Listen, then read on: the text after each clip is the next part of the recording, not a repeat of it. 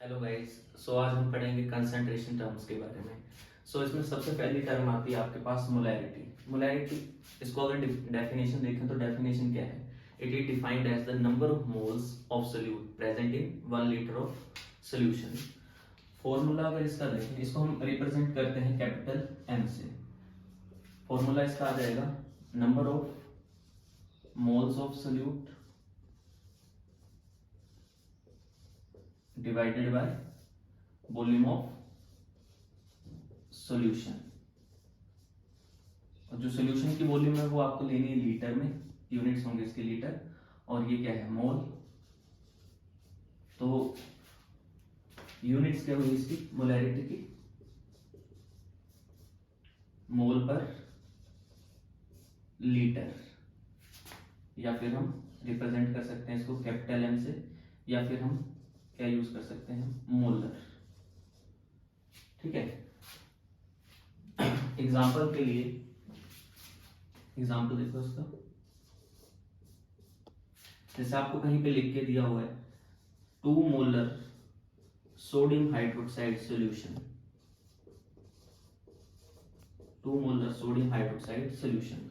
तो इससे आप क्या इंटरप्रेट करोगे? इसका मतलब ये है 2 moles of solution, 2 moles of solute present in 1 litre of solution, 2 moles of solute present in 1 liter of solution। और एग्जांपल देख सकते हो आप, कहीं पे लिखा हुआ है 5 मोलर H2SO4। इसका मतलब क्या है? इसका मतलब हो गया 5 मोल्स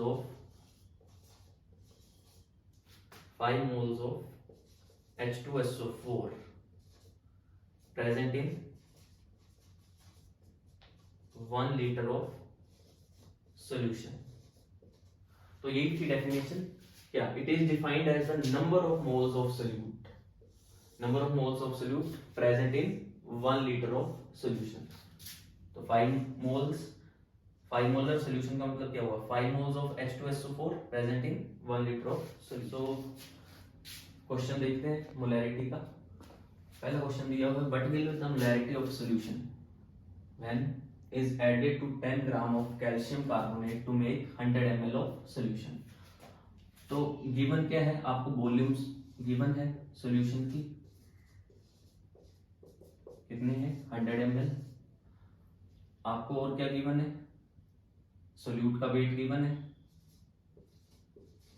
सोल्यूट क्या है यहाँ पे? Calcium carbonate. इसका वेट आपको गिवन है, कितना दिया हुआ है? 10 ग्राम। मोलैरिटी पूछी है। मोलैरिटी का फॉर्मूला भी आपने देखा था, क्या? Number of moles divided by volume of solution. Volume of solution litre में लेना है, और ये मोल।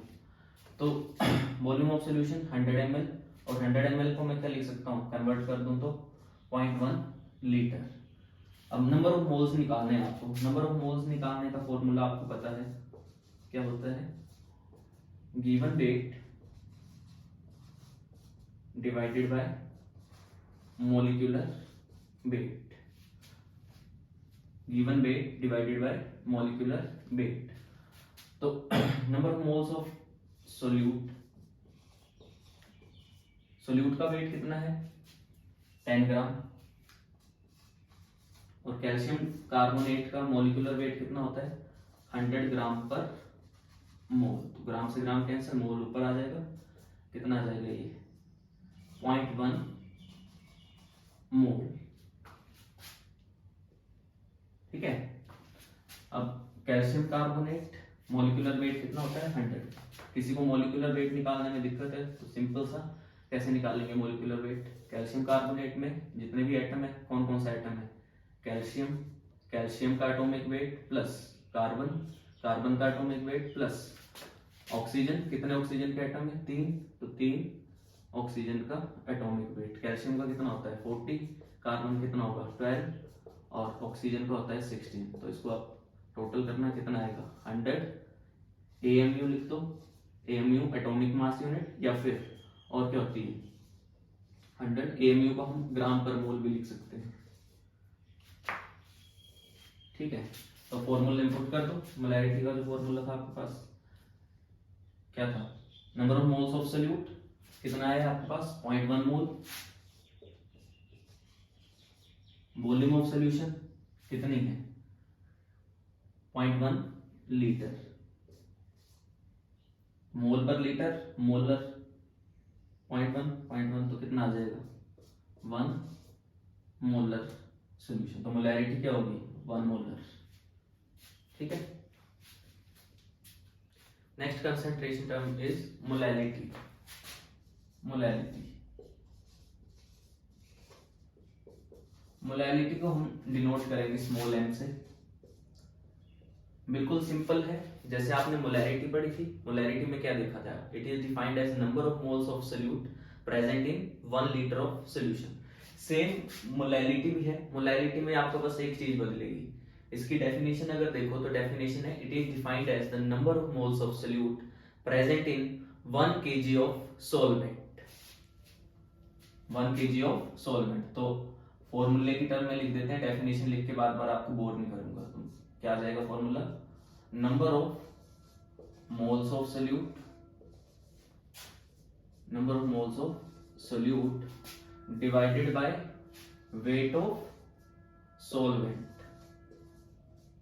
Weight of solvent. यूनिट का ध्यान रखना, जो आपको सॉल्वेंट का वेट लेना है वो लेना है किलोग्राम में, और ये तो है ही मोल, तो यूनिट क्या बन जाएगी, यूनिट्स मोल पर केजी, तो मोल पर केजी को हम मोलल भी बोलते हैं या फिर स्मॉल है। तो एग्जांपल, जैसे कहीं पे लिखा है 5 molal NaOH solution, 5 molal NaOH solution, तो इसका मतलब क्या हुआ, इससे आप क्या समझ रहे हो, इसका मतलब हुआ 5 moles of NaOH, 5 moles of NaOH present in 1 kilogram of solvent, 1 kilogram of solvent। और जब कभी सॉल्वेंट डिफाइन ना हो तो आपका यूनिवर्सल सॉल्वेंट वाटर, तो यहाँ पे 1 किलोग्राम ऑफ सॉल्वेंट की जगह मैं और क्या लिख सकता हूँ वाटर। तो इसका ये मतलब हुआ कि 5 मोल सोडियम हाइड्रोक्साइड के प्रेजेंट है किसमें 1 किलोग्राम वाटर में। और एग्जांपल, और एग्जांपल देख सकते हो आप, इस बार लिख देते हैं 2 मोलल HCl सॉल्यूशन। समझ चुके हो इसका मतलब क्या है, इसका मतलब ये हुआ 2 moles of solute, 2 moles of solute present in 1 kilogram of solvent, और सॉल्वेंट यूनिवर्सल सॉल्वेंट ले लो, यहाँ पे क्या है वाटर, तो इसका मतलब ये हुआ। ठीक है,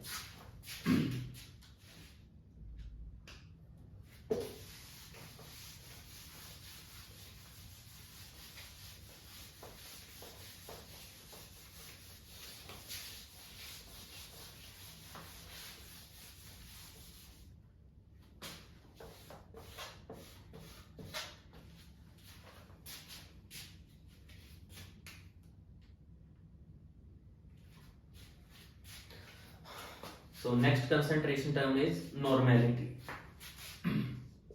normality,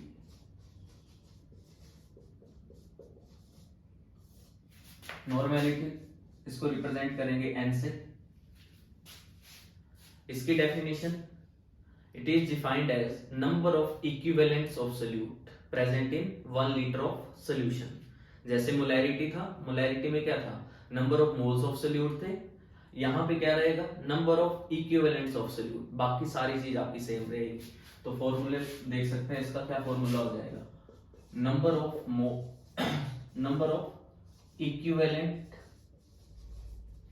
of solute, number of equivalents of solute divided by volume of solution,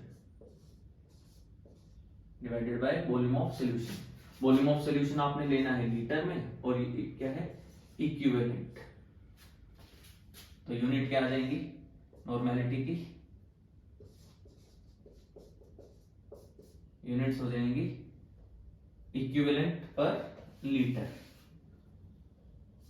equivalent पर लीटर, या फिर इसको क्या लिख सकता हूं, नॉर्मल, या रिप्रेजेंट कर सकते हैं कैसे हम, कैपिटल एन से। कुछ नहीं बदला, जब मोलैरिटी थी तो आपका यहां पे क्या था, मोल्स थे, जब नॉर्मेलिटी है तो क्या है, इक्विवेलेंट्स। इक्विवेलेंट्स निकालने आपको आते ही हैं, जैसे हमने नंबर ऑफ मोल्स निकालना सीखे थे।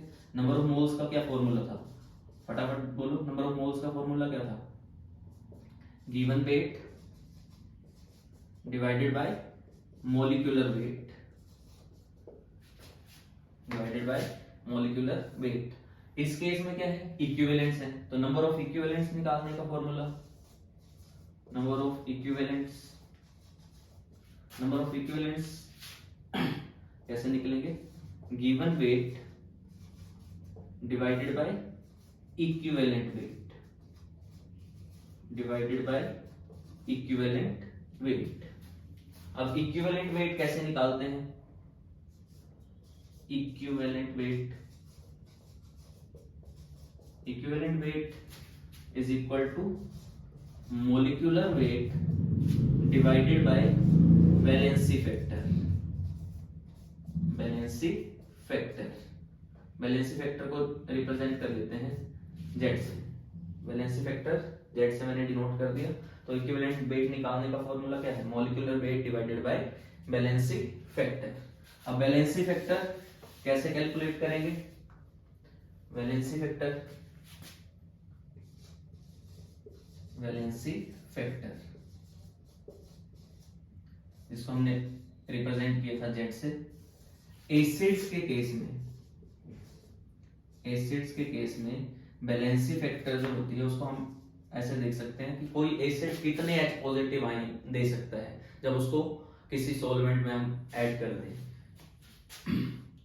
Number of H positive ions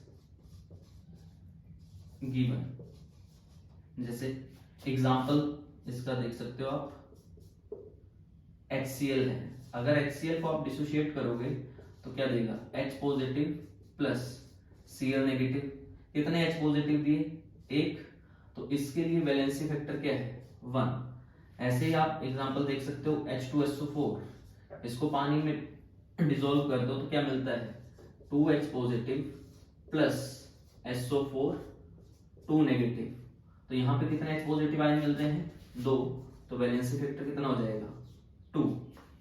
ऐसे आप देख सकते हो क्या, फॉस्फोरिक एसिड H3PO4, तो H3PO4 को डिसोशिएट करोगे तो क्या आएगा, 3H positive plus PO4 3 negative, यहाँ पे वैलेंसी फैक्टर कितना आएगा, 3। ऐसे ही H3PO3, इसको डिसोशिएट करो तो मिलेगा क्या, 2H positive plus HPO3 2 negative ion, कितने H पॉजिटिव आयन मिले हैं, 2, तो वैलेंसी फैक्टर क्या आएगा, 2। अगला आप देख सकते हो H3PO2, इसको जब डिसोशिएट करोगे तो मिलेगा क्या, H positive plus H2PO2 negative, यहाँ पे number of H positive ion कितने मिले, 1, तो जेड फैक्टर कितना आएगा, 1, तो वैलेंसी फैक्टर 1। इनका खास ध्यान रखना है आपको, है ना, बहकना नहीं है कि H3PO3 को भी डिसोशिएट कर दिए 3H पॉजिटिव में, H3PO2 को कर दिया 3H पॉजिटिव में, और वैलेंसी फैक्टर यहाँ पे मैक्सिमम बच्चे गलती करते हैं। अब ये ऐसा क्यों है, इस केस में क्यों 3H पॉजिटिव आयन नहीं आए, इस केस में 3H पॉजिटिव आयन क्यों नहीं आए, तो इसके लिए आपको H3PO3 का स्ट्रक्चर देखना पड़ेगा, H3PO2 का स्ट्रक्चर देखना पड़ेगा, स्ट्रक्चर से आपको डिफाइन होगा। तो अभी हम केमिकल बॉन्डिंग की बातें नहीं कर रहे हैं, अगर डिटेल में स्ट्रक्चर की बात करेंगे केमिकल बॉन्डिंग में। अभी के लिए बस इतना ध्यान रखना, H3PO3 का वैलेंसी फैक्टर कितना है, 2, H3PO2 का वैलेंसी फैक्टर कितना है, 1। नेक्स्ट बेस के केस में अगर बात करें, बेस में कैसे डिफाइन करेंगे वैलेंसी फैक्टर को,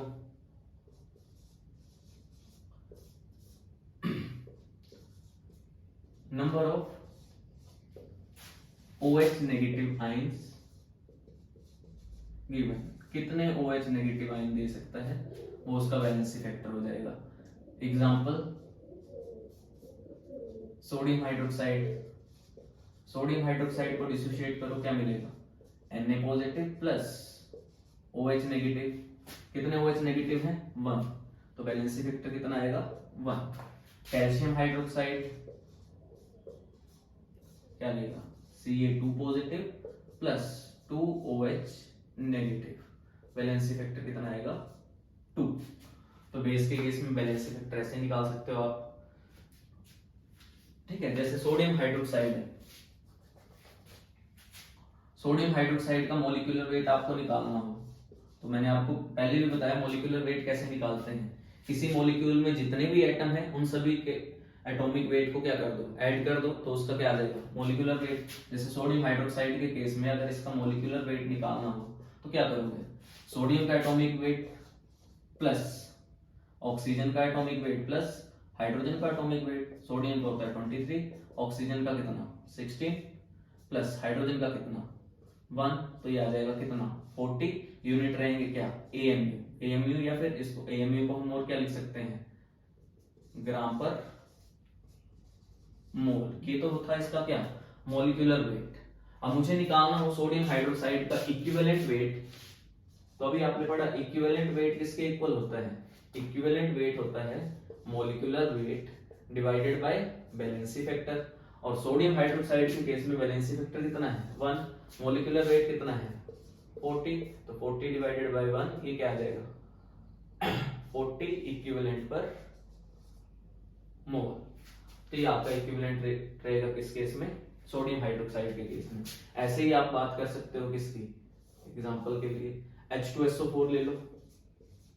H2SO4 का पहले मॉलिक्यूलर वेट निकालो फटाफट। मॉलिक्यूलर वेट क्या है? कितने H पॉजिटिव है? 2 H है इसमें, सल्फर 1 है, ऑक्सीजन कितने हैं? 4, तो हाइड्रोजन का कितना होता है? 1, सल्फर का कितना? 32 और ऑक्सीजन का कितना होता है? 16। ऐड कर दो तो कितना आएगा? 98 AMU या फिर 98 ग्राम पर मोल। और मुझे निकालना हो क्या? H2SO4 का इक्विवेलेंट वेट। ये तो निकाला मैंने मॉलिक्यूलर वेट, अब मुझे निकालना है इक्विवेलेंट वेट। फॉर्मूला आपको पता है, फॉर्मूला क्या है? Molecular weight divided by valency factor. और मॉलिक्यूलर वेट कितना है? 98। H2SO4 के केस में वैलेंसी फैक्टर कितना था? 2, तो 98 डिवाइडेड बाय 2 कितना आ जाएगा? 49। ये इसका क्या है? इक्विवेलेंट वेट, ठीक है। बाकी ऐसे ही वैलेंसी फैक्टर सोल्ट्स के केस में अलग होते हैं, आइंस के केस में अलग होते हैं। तो अभी के लिए चलो मैं बता ही देता हूँ, अगर जब इतनी बात कर ही रहे हैं हम तो आगे सोल्ट्स के लिए भी देख लो वैलेंसी फैक्टर, और आइंस के लिए भी देख लो।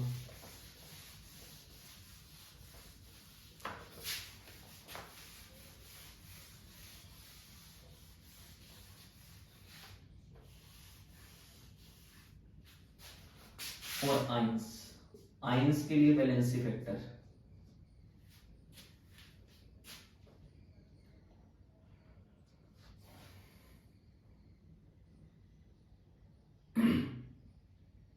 आइंस के लिए वैलेंसी फैक्टर क्या होगा? चार्ज प्रेजेंट ऑन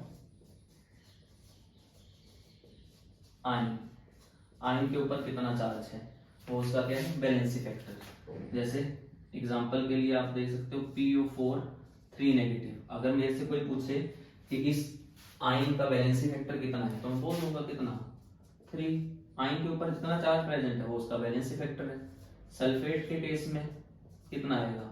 कितना चार्ज है? ठीक है, ओनली मैग्नीट्यूड लेना है आपको, साइन ही लेने हैं। सोल्ट के केस में, सोल्ट के केस में आ जाएगा आपका वैलेंसी फैक्टर टोटल, या तो आप क्या देख लो, टोटल पॉजिटिव चार्ज देख लो, या फिर क्या देख लो, total negative charge, negative charge. Example के लिए NaCl, NaCl को डिसोशिएट करोगे तो क्या मिलेगा, Na positive plus Cl negative. अब यहाँ तो या तो आप पूरा पूरा पॉजिटिव चार्ज देख लो या पूरा पूरा नेगेटिव चार्ज देख लो। तो पॉजिटिव चार्ज देखो तो कितना है, एक ही कैटाइन है और उसके ऊपर कितना पॉजिटिव है 1, तो जेड फैक्टर कितना हो जाएगा 1। या फिर अगर कोई एनाइन देखना चाहता है तो नेगेटिव चार्ज देख लो कितना है -1, तो बैलेंस फैक्टर कितना आएगा 1। दूसरा एग्जांपल इसका देख सकते हैं Na2SO4,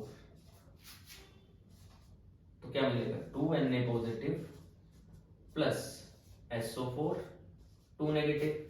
या तो पूरा पूरा पॉजिटिव चार्ज देखो या पूरा पूरा नेगेटिव। अगर मैं पॉजिटिव चार्ज की बात करूं, Na के ऊपर कितना है, सिंगल पॉजिटिव चार्ज है और टोटल हमें पॉजिटिव चार्ज निकालना है, तो कितने Na पॉजिटिव है 2, तो 2 पॉजिटिव हो जाएगा। सल्फेट के ऊपर कितना नेगेटिव है 2, तो सीधी सी बात जेड फैक्टर कितना आएगा इसका 2। या तो टोटल पॉजिटिव चार्ज देख लो या टोटल नेगेटिव चार्ज देख लो। तो सोल्ट के केस में वैलेंसी फैक्टर, आइंस के केस में वैलेंसी फैक्टर ऐसे डिफाइन किए जाएंगे। ठीक है, तो ये सारी की सारी बातें आपको इसलिए बतानी पड़ी क्योंकि हमने नॉर्मेलिटी का कंसेप्ट उठाया और नॉर्मेलिटी के कंसेप्ट बीच में क्या आ गया था, नंबर ऑफ इक्विवेलेंट्स। तो आपको इक्विवेलेंट्स निकालने आने चाहिए।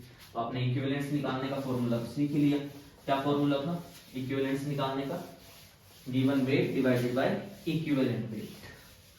और इक्विवेलेंट वेट कैसे निकाला था आपने, molecular weight divided by valency factor. और बैलेंसी फैक्टर क्या था, एसिड्स के केस में valency factor number of H positive ion given, base के केस में number of OH negative ion given, salt के केस में total positive charge on cation या total negative charge on anion, और आयंस के case में charge present on cation या A9 जो भी होगा।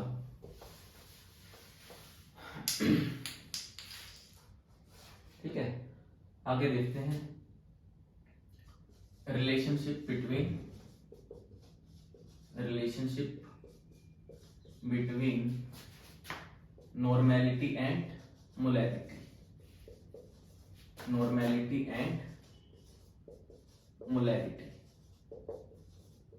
तो मैं इसकी सीधा फॉर्मूला बताऊंगा, डेरिवेशन नहीं करवाने वाला। तो सीधा सा आपको याद रखना है, normality is equal to molarity into valency factor. Normality is equal to molarity into valency factor. ठीक है, जैसे एग्जांपल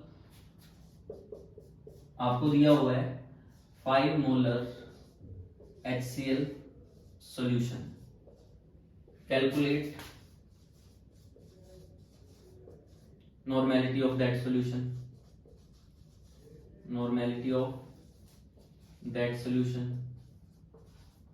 तो आपको सीधी सी बात, मोलैरिटी और नॉर्मेलिटी का रिलेशन पता है। Normality is equal to molarity into Z factor, valency factor.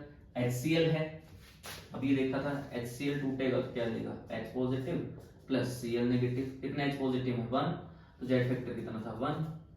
Molarity आपको दे रखी है कितनी 5, तो 5 इंटू 1 कितना आ जाएगा 5 नॉर्मल। 5 नॉर्मल, तो जो मोलैरिटी वही क्या है नॉर्मेलिटी। ऐसे ही अगर आपको दे दिया जाए 18 मोलर सल्फ्यूरिक एसिड सॉल्यूशन, तो इसकी नॉर्मेलिटी बतानी हो तो normality is equal to molarity into valency factor.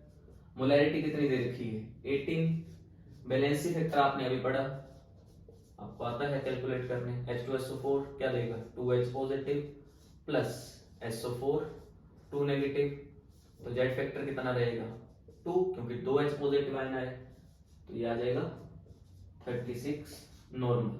मतलब 18 मोलर H2SO4 की नॉर्मेलिटी कितनी रहेगी 36 नॉर्मल। तो आई होप नॉर्मेलिटी और मोलैरिटी का कंसेप्ट आपको टर्म इज मास परसेंटेज। इसको रिप्रेजेंट करेंगे परसेंटेज W/W। फॉर्मूला होगा इसका परसेंटेज W/W का weight of solute, weight of solute divided by weight of solution, weight of solution। ये भी आपका ग्राम में रहेगा, ये भी ग्राम में रहेगा। जो सोल्यूट का वेट है वो भी ग्राम में, सॉल्यूशन का वेट है वो भी ग्राम में, और परसेंटेज है तो मल्टीप्लाई बाय 100। जैसे कहीं पे लिखा हुआ है 5% W/W NaCl solution.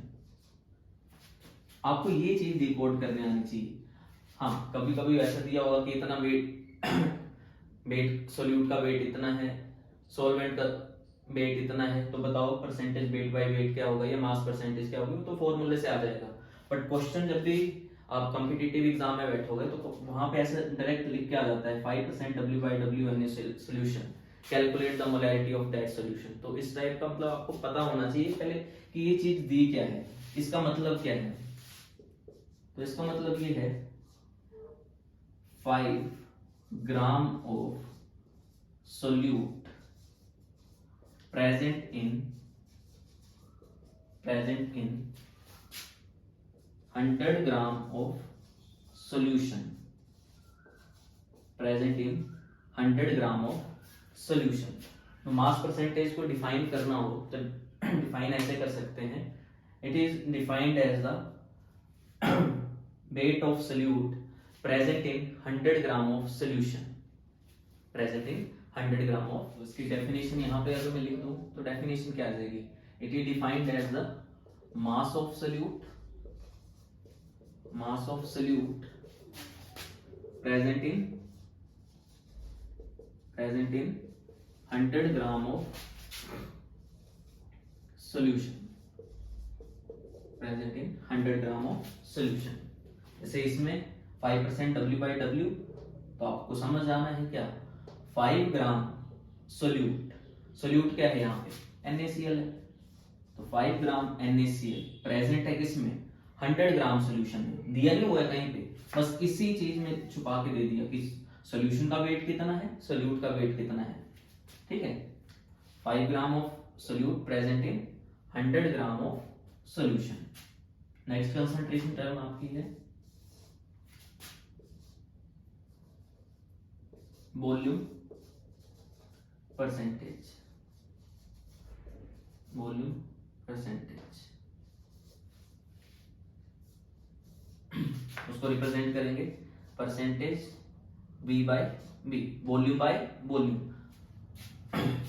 Liquid in liquid solutions के लिए टर्म यूज होगी। तो इसकी डेफिनेशन, तो डेफिनेशन फिर से वही रहेगी, volume of solute, volume of solute present in 100 ml of solution, 100 ml of solution।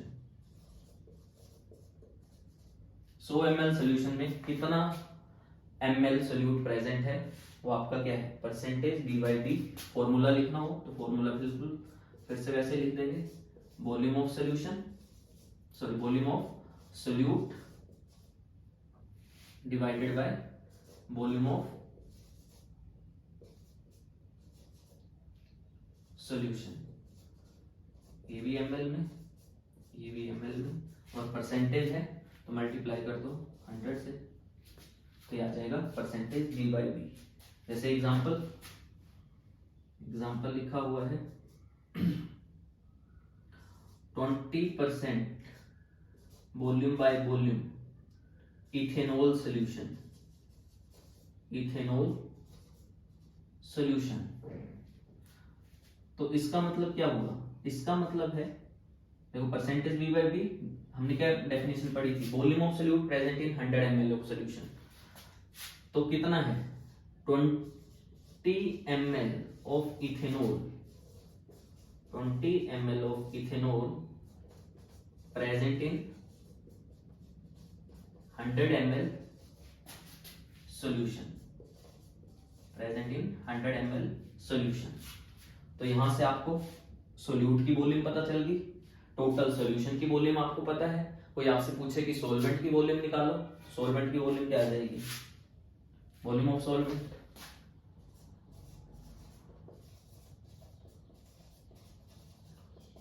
क्या आ जाएगा, volume of solution divided by volume of solute. Solution की वॉल्यूम कितनी है 100 माइनस सोल्यूट की वॉल्यूम कितनी है 20, तो कितना आ जाएगा 80 ml।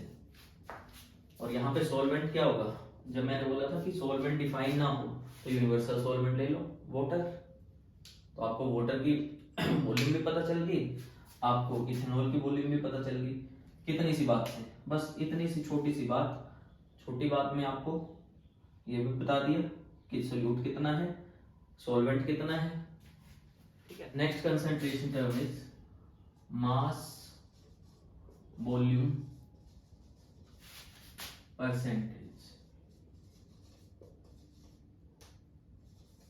रिप्रेजेंट करेंगे percentage W by B, W weight V volume, ठीक है। फॉर्मूला वही हो जाएगा वेट ऑफ सोल्यूट, और नीचे क्या है वॉल्यूम, तो क्या लिख देंगे volume of solution. Volume of solution आपकी रहेगी ml में और वेट ऑफ सोल्यूट रहेगा ग्राम में इनटू 100, जैसे लिखा हुआ है कहीं पे। और डेफिनेशन की बात कर लें उससे पहले डेफिनेशन, तो डेफिनेशन कैसे डिफाइन करेंगे, it is defined as the defined as the weight of solute present in 100 ml of solution, present in 100 ml solution। जैसे example 10% W by B sodium chloride solution, sodium chloride solution. आप समझते हो, हर एक बार वही कर रहे हैं, क्या आ जाएगा इस बार W ऊपर जो है वो सोल्यूट, नीचे क्या है वॉल्यूम ऑफ सॉल्यूशन। तो क्या लिखूंगा 10 ग्राम ऑफ सोल्यूट, सोल्यूट क्या है NaCl, तो 10 gram of NaCl is present in 100 ml of solution, 100 ml of solution। तो ये थी आपकी मास वॉल्यूम परसेंटेज। नेक्स्ट है, next concentration term is mole fraction, mole fraction. तो मोल फ्रैक्शन को रिप्रेजेंट करते हैं काई से, mole fraction is represented by काई।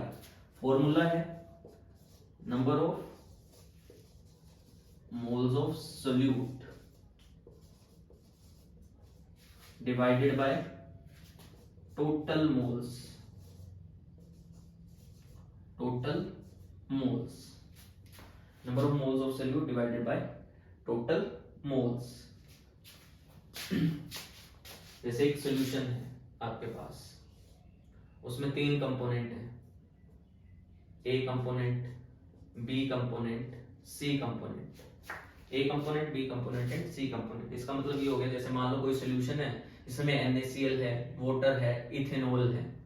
आपको अब यहाँ पे ए कंपोनेंट की मोल फ्रैक्शन निकालनी है, तो मोल फ्रैक्शन ऑफ ए क्या हो जाएगा,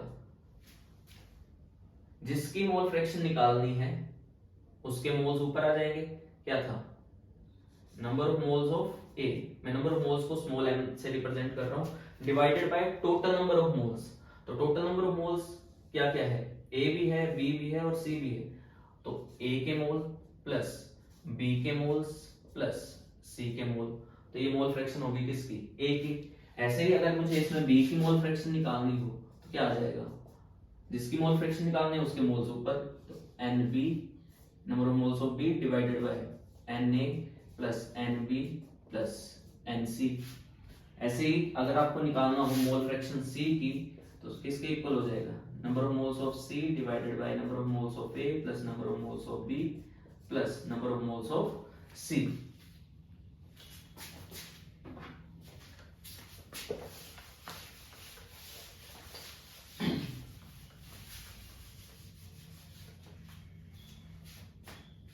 और टोटल अगर मुझे निकालना हो, टोटल मोल फ्रैक्शन एक सोल्यूशन में, जो आपका सोल्यूशन था उसकी टोटल मोल फ्रैक्शन निकालनी हो, तो हर एक कंपोनेंट की मोल फ्रैक्शन को क्या कर दो, ऐड, क्या आ जाएगा, xi a plus xi b plus xi c, और जब आप इसको ऐड करोगे इन तीनों को तो देखोगे क्या आएगा 1। तो आपको ये बात ध्यान रखनी है कि मोल फ्रैक्शन जो होती है किसी सॉल्यूशन की, टोटल मोल फ्रैक्शन जो होगी वो कितनी होगी, 1 से ज्यादा नहीं जाएगी कभी भी, ठीक है 1 से ज्यादा कभी नहीं जाएगी। अब आपको जो बातें समझनी है वो बात है, जैसे कहीं पे लिखा हुआ है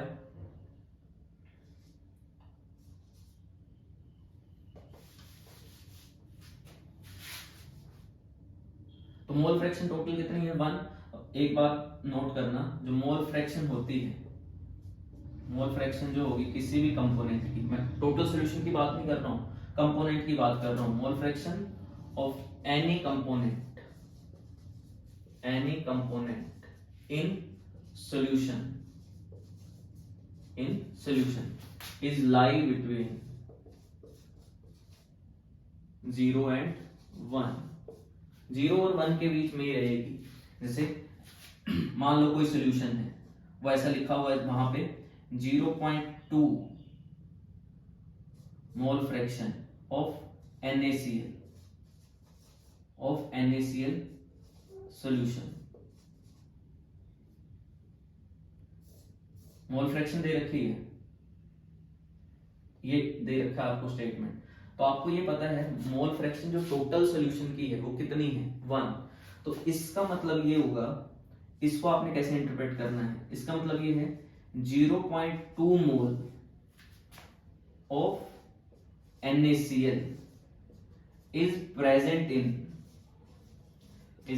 in 1 mole of solution। आपको ना ये चीजें डिकोड करनी आनी चाहिए, बाकी तो डेफिनेशन वगैरह इतनी कोई खास है नहीं, बट जब क्वेश्चन आता है तो ऐसी सी चीजें आ जाती हैं, तो आपको ये चीज पढ़नी आनी चाहिए कि इसका मतलब क्या है। जैसे 0.2 mole fraction of NaCl solution, 0.2 moles of NaCl is present in 1 mole of solution, तो आपको सॉल्यूशन के मोल्स पता चल गए कितने हैं टोटल 1, आपको किसके मोल्स पता चल गए, NaCl के भी पता चल गए। अब मान लो सॉल्यूशन किस किस का था, सॉल्यूशन में क्या होगा, solute plus solvent, solute plus solvent. अब सोल्यूट आपको पता चल गया, सोल्यूट क्या है NaCl, और जब सॉल्वेंट डिफाइन ना हो तो मैंने आपको बोला यूनिवर्सल सॉल्वेंट क्या रहता है आपका, वाटर। तो यहां से आपको NaCl के मोल भी पता चल गए, आपको अब वाटर के मोल्स निकालने हो जो सॉल्वेंट है तो उसके भी पता चल जाएंगे, क्योंकि टोटल सॉल्यूशन के मोल्स आपको पता है, सोल्यूट के मोल्स भी आपको पता है, सॉल्वेंट के निकालने हो तो निकल जाएंगे, इजी है। सो इसी के साथ आज का सेशन करेंगे यहीं पे खत्म। इससे रिलेटेड जितने भी क्वेश्चन होंगे, जो भी आपके JEE में आए होंगे या JEE एडवांस में आए होंगे या नीट में आए होंगे, सारे के सारे क्वेश्चन नेक्स्ट सेशन में हम कवर अप करेंगे। उन क्वेश्चंस को करने के लिए जितनी कंसंट्रेशन टाइम आपको चाहिए थी सारी की सारी, वो आज के सेशन में हमने कवर अप कर ली है, ठीक है। तो नेक्स्ट सेशन में मिलते हैं, till then good bye, happy learning.